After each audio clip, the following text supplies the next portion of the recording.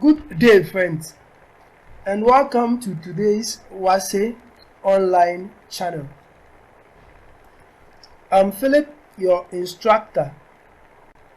But before we start our lesson for today, I need you to subscribe for our channel if you've not already done that.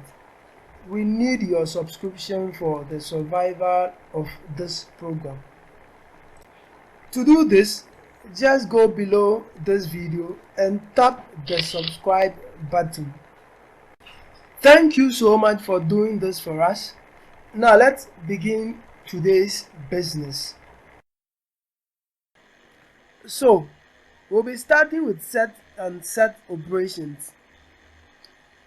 Set and set operations have been divided into 8 main parts. We have from part 0 to part 7. Today, we'll be looking at the part 0 of set and set operations. And under the part 0, we'll be looking at two main headings. We'll first look at set and set notations. Then we'll also look at the various types of sets.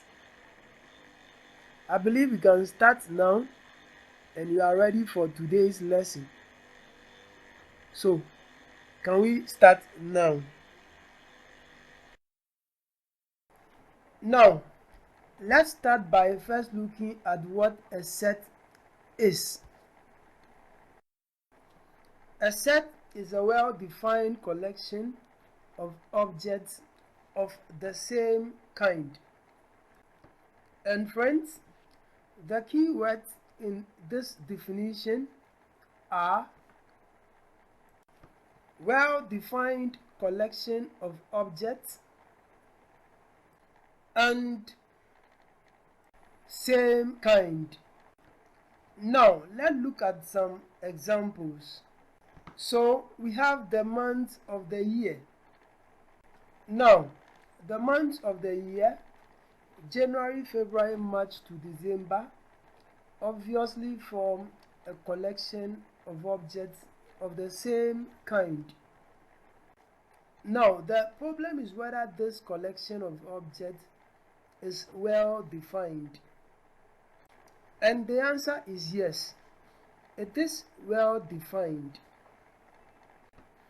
Now, supposing I walk to you and I ask you, January is a month, true or false? Your answer will be true.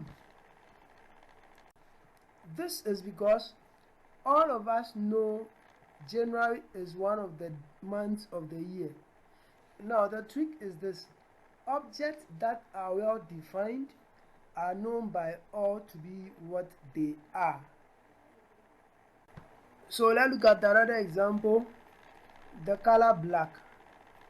All of us can tell a color black. So the color black is well defined. Another example, the male sex. We know who a male is. So the male sex is well defined. Now let's look at another example, sadness. Sadness isn't well defined. The reason being that you cannot look at people's faces and tell whether they are sad or not, unless they confirm to you that they are sad. So that is what the term well defined means. Now let's look at the final example, set of even numbers. Now, even numbers are a collection of objects of the same kind, and of course they are also well defined because we know what even numbers are. When we see a number and it's an even number, we know. And although they appear to infinity, we can always follow a set of rules to generate even numbers.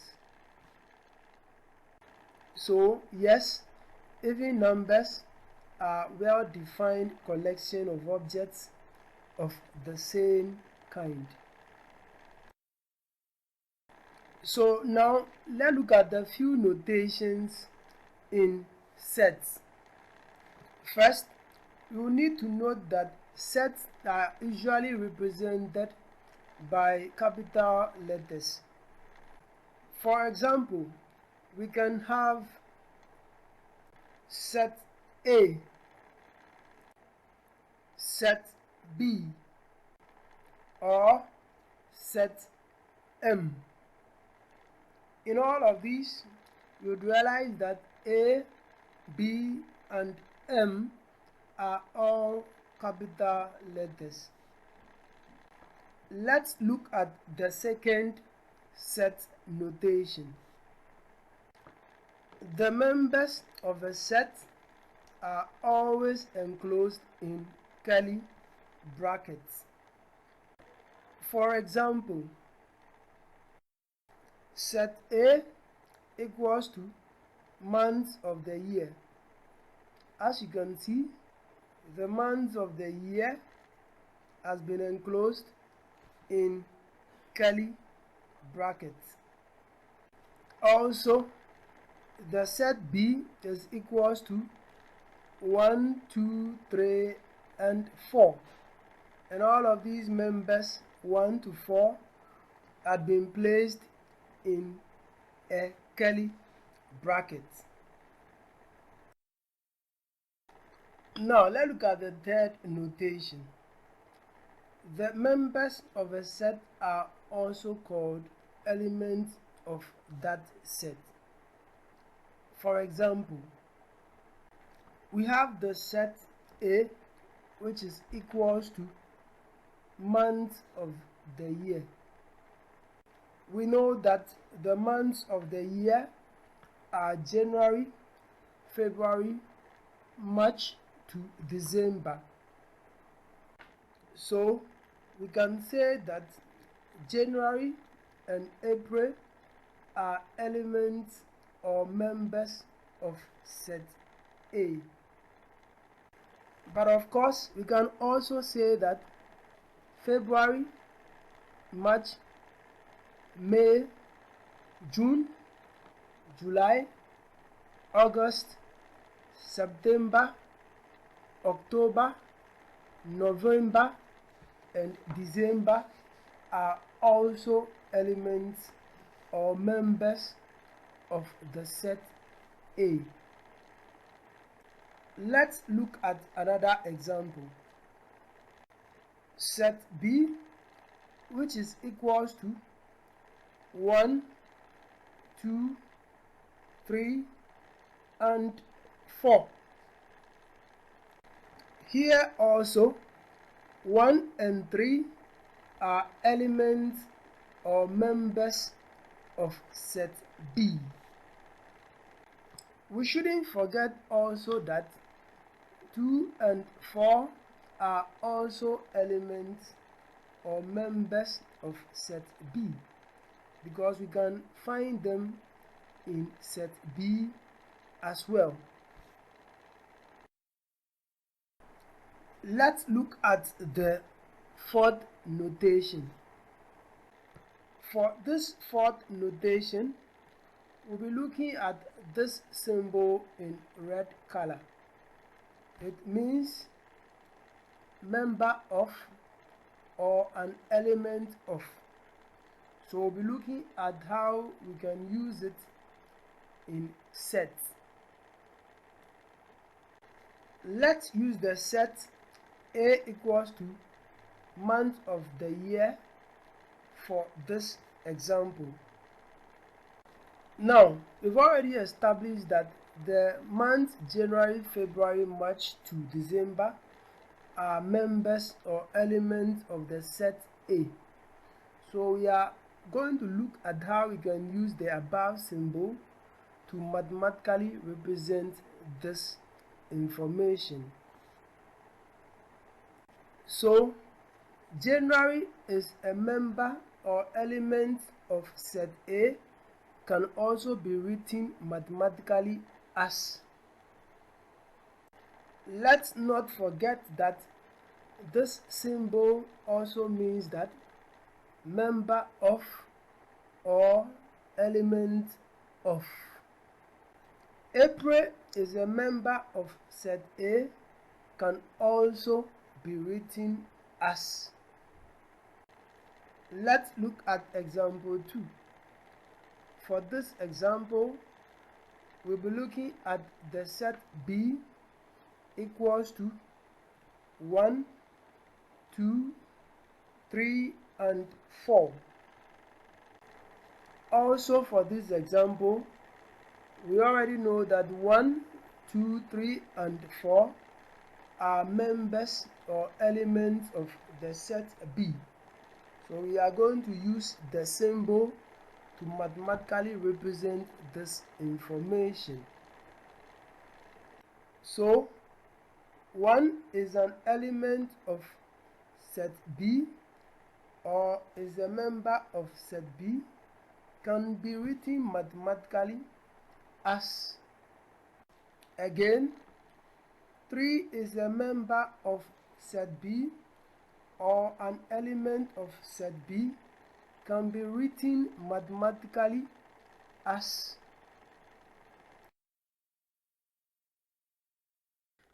Let's look at the fifth notation. And in this notation, we'll be looking at the symbol that is opposite to the symbol is a member of. And since it is opposite to the member of symbol, it will be referred to as not a member of or not an element of. So this red symbol is the not a member of or not an element of symbol. As you'd realize, this symbol is simply a member of symbol that has been cancelled. So let's look at how we can use this symbol in the following examples.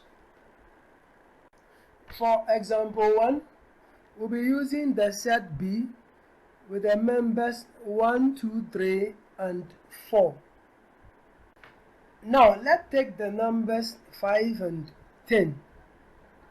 You'd realize that the numbers 5 and 10 are not members of or elements of the set B. So we can say that the number 5 is not an element or a member of the set B. And we can also say that the number 10 is not an element of or a member of the set B. How do we use this symbol to represent this mathematically? So let's look at how we can do this. So 5 is not an element of the set B, can be written as.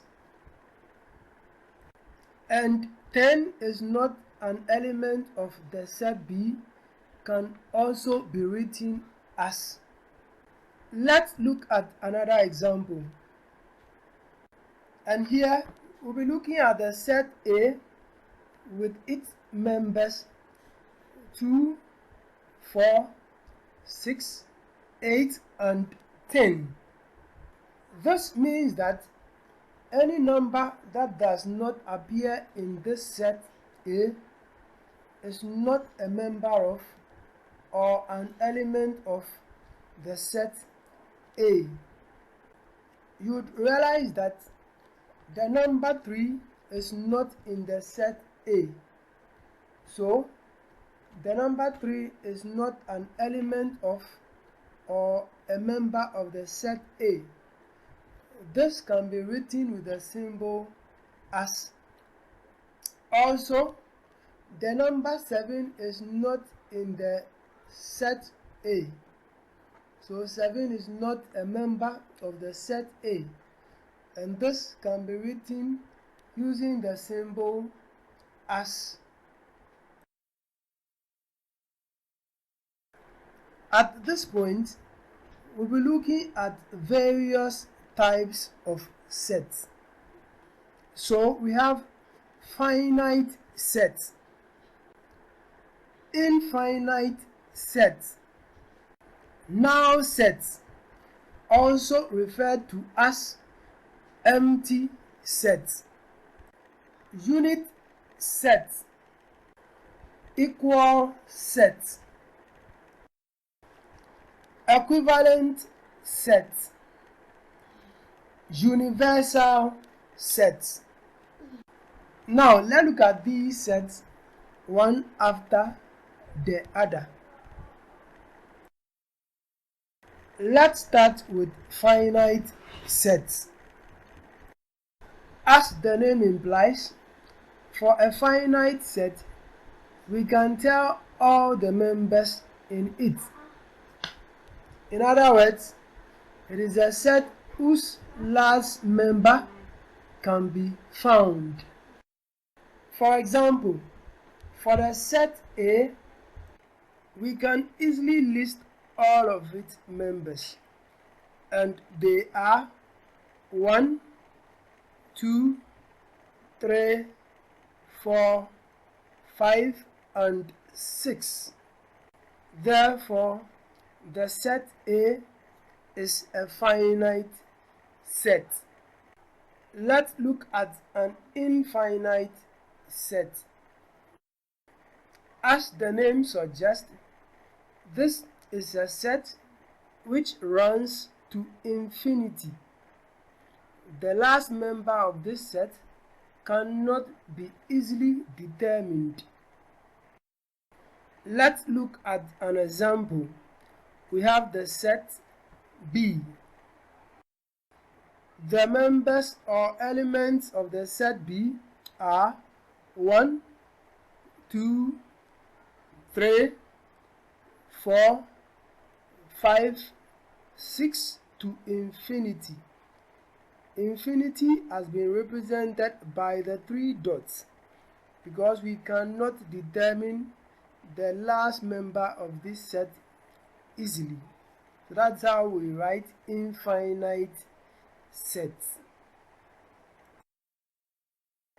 Now let's look at the unit set. As the name implies, this is a set that has only one member. Example. So for this example, we have the set B equals to the element A. You'd realize that the element A is the only member of the set B. Therefore, the set B is a unit set. Let's look at a null set or an empty set.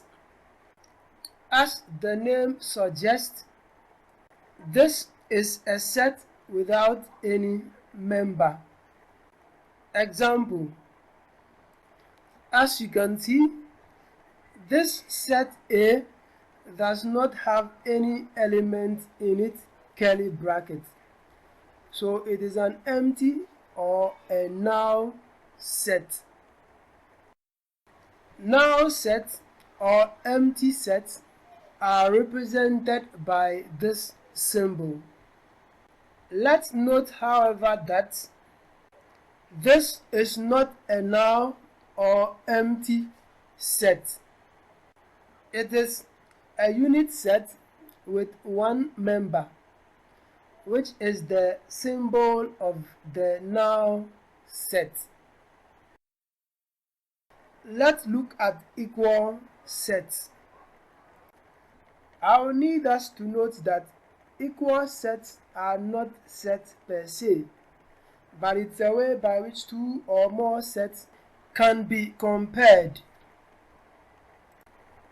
Two sets are said to be equal if they have exactly the same members. Let's look at an example.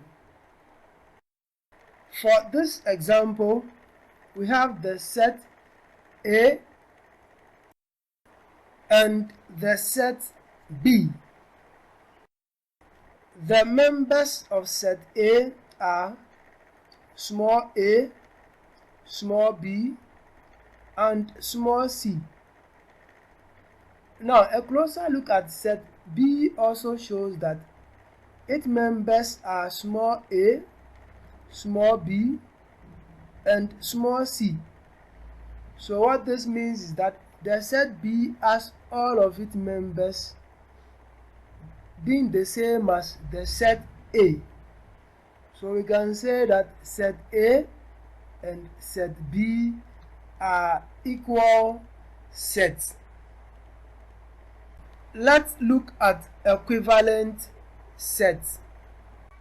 With equivalent sets, it is also very important for us to note that they are not sets per se, but a way by which two sets can be compared.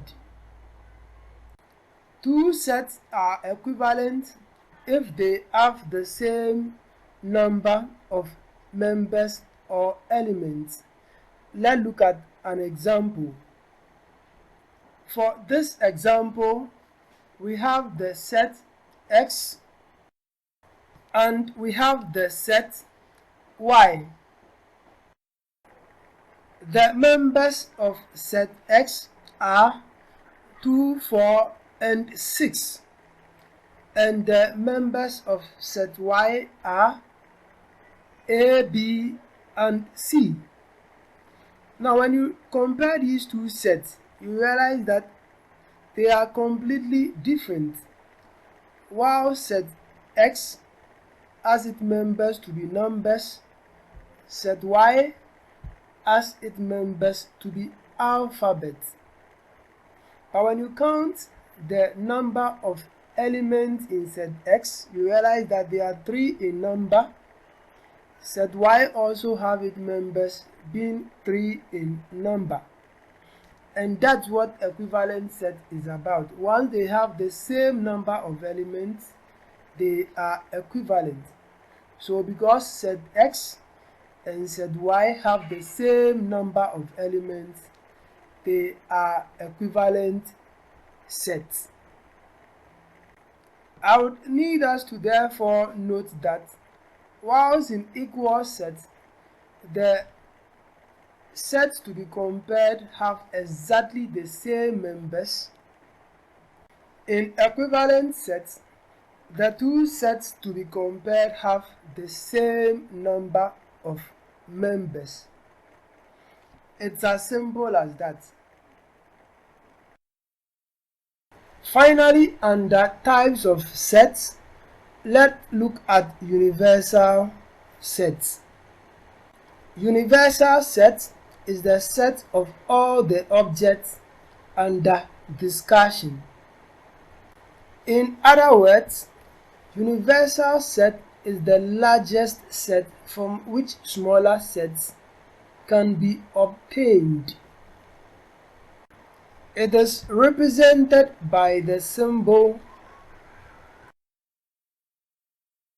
Let's note that for most work problems under sets, you'll be told when a set is universal. Now let's look at the following examples. Example 1. For the following set, tell whether the mathematical statement given is true or false. Set X is given as bracket A, B, C, D, bracket closed.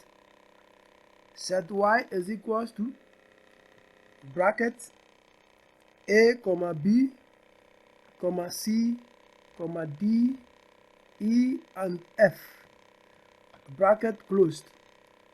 And set Z is equals to A, B, F, bracket closed. The first statement is that X is an element of Y, or X is a member of Y. Statement B. Z is an element of Y, or Z is a member of Y. Statement C. Y is not an element of X, or y is not a member of X. Then statement D, X is not an element of or a member of Y. So we're going to look at each of the statements and we are going to state whether the statement is true or whether the statement is false. Let's start with statement A. For statement A, we are told that the set X is an element of the set Y. Let's look at it. Now, it is not possible for a set to be an element of another set. For you to be an element of a set, you should be just an element or a member. You can't be a set. So in this case, we are being told that the whole set X is an element of the set Y. That is impossible. So what it means is that the statement A is a false statement. So let's put false statements there. Let's look at the statement B. In this case, we are being told that the set Z is an element of the set Y. Again, a set can be an element of another set because the two are sets.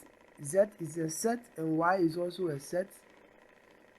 Z cannot be an element of Y. So this statement is also false. Let's look at the statement C. Here we are being told that the set Y is not an element of the set X. Since the two are sets, Y is a set and X is also a set, it is very true that Y is not an element of the set X. So this statement is true. Let's look at statement D. In statement D, we are being told that the set X is not an element of the set Y. Set X is not an element of the set Y. What do you think? The two are sets. We've already established that a set cannot be an element of another set. So obviously this statement is also very true.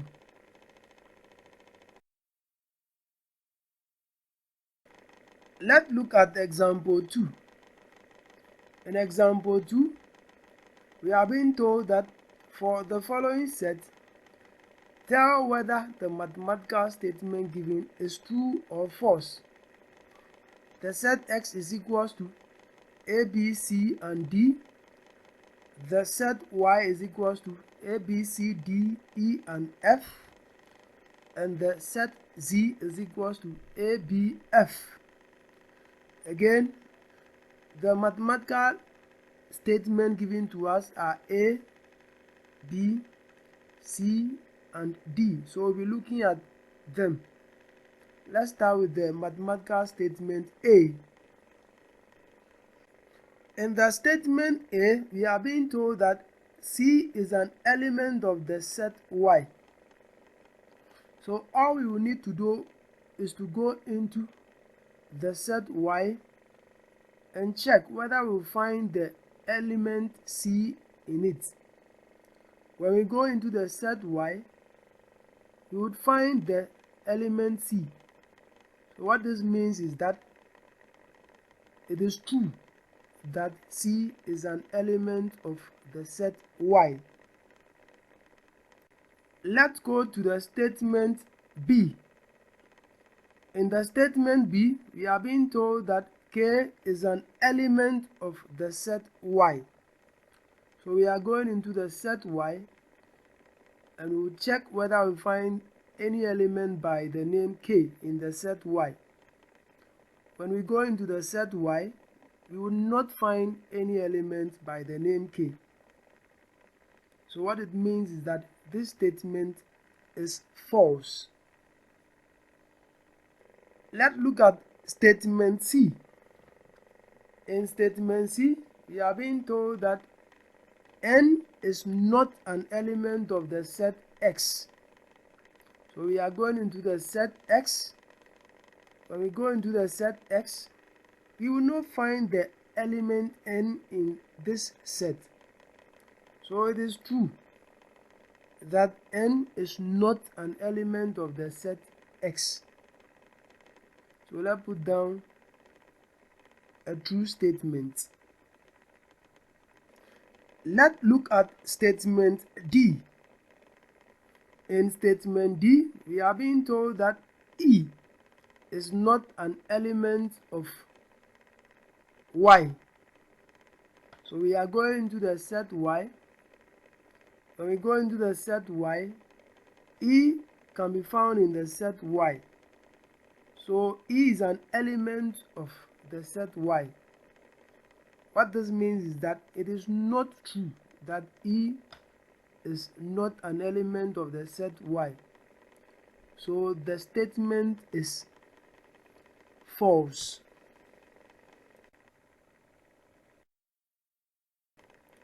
Example 3. For the following sets, give the pair of sets that are equal or equivalent. We have the set X given to us with its members being A, B, C, and D. Then we have the set Y given to us with its element being C, B, D, and A.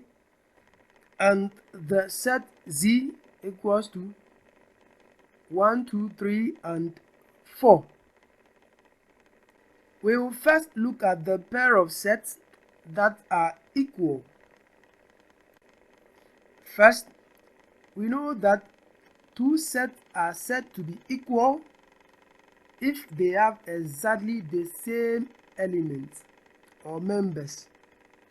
So when we look at the three sets, we would realize that the set X has the members or elements A, B, C, and D.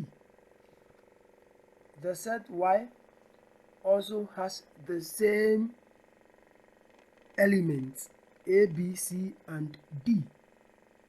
So what this means is that the set X and the set Y are equal sets. Next, let's look at the two pairs of sets that are equivalent. First, we know that two sets are equivalent if they have the same cardinality. In other words, two sets are equivalent if they have the same number of elements. So if set A has 5 elements and set B has 5 elements, they are equivalent.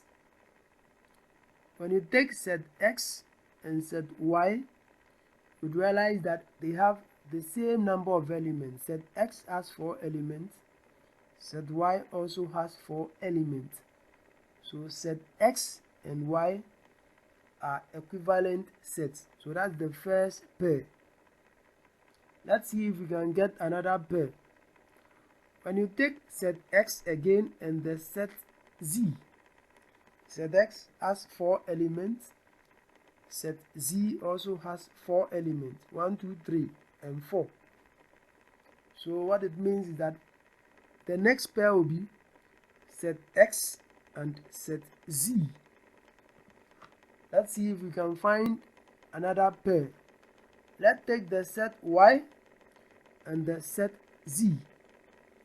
Set Y has 4 elements and set Z also has 4 elements. So what it means is that set Y and Z are also equivalent. So that's the final pair. So we have 3 pairs of sets that are equivalent sets. As simple as that. Example 4. Which of the following is a null set? We have set W, which is equals to 0. It has 0, the element 0. So when you count the number of elements in the set W, it is 1. So set W has one element, which is 0. So set W is not a null set. You know, a null set is an empty set, a set that contains nothing. When you go to set X, set S also has an element. This element is the symbol of the null set, but the symbol of the null set being an element does not make the set X a null set. So let's note that set X is also a unit set because it contains one element, which is the symbol of the null set. Let's go to the set Y. The set Y is actually not a set. The reason being that it is not, its member is even not in curly bracket. When we're looking at set notations, one of the things we said was that set should always be in curly brackets.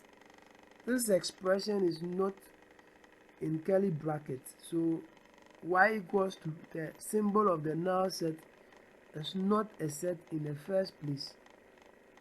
When I look at the final statement, we have z equals to bracket without anything inside. Yes, there's nothing inside this bracket. It is a set, but I can't find anything in this set. So what this means is that the set Z is a null set.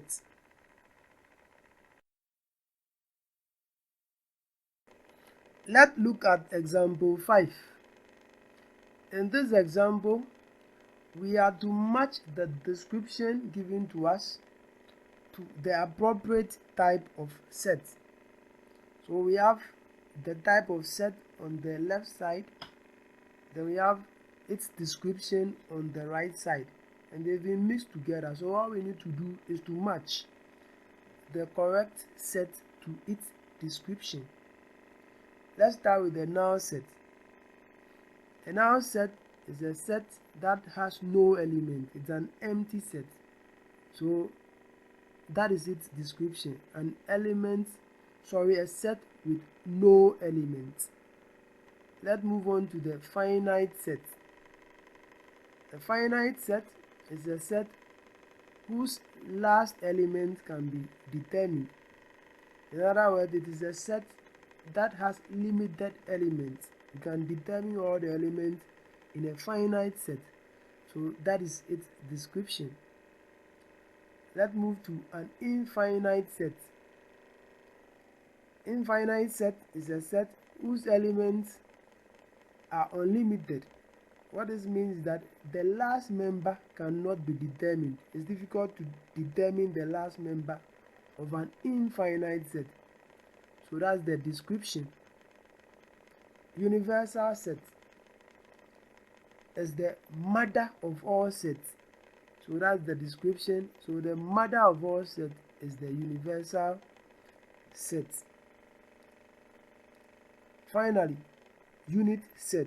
The word unit stands for one. So a unit set is a set that has one element. So that's the description. So that's the match. It has only an element, one element. So that's it. Example 6. And here you have to tell whether the statement given is true or false.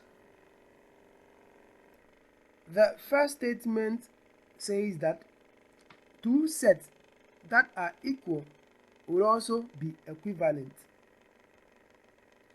When you have two equal sets, what does it mean? Two equal sets have exactly the same elements. If two sets have exactly the same element, what this also means is that when you count the number of elements in each of the sets, they should also be the same. They should have the same cardinality. So this statement is true. When two sets are equal, they should also be equivalent. This statement is therefore true. The second statement is saying that two sets that are equivalent would also be equal. Now, when two sets are equivalent, what it simply means is that they have the same number of elements. But it doesn't necessarily mean that they have exactly the same elements. So, what this simply means is that you can be equivalent, or two sets can be equivalent, and they will not necessarily be exactly the same. So this statement is a false statement. It is not true.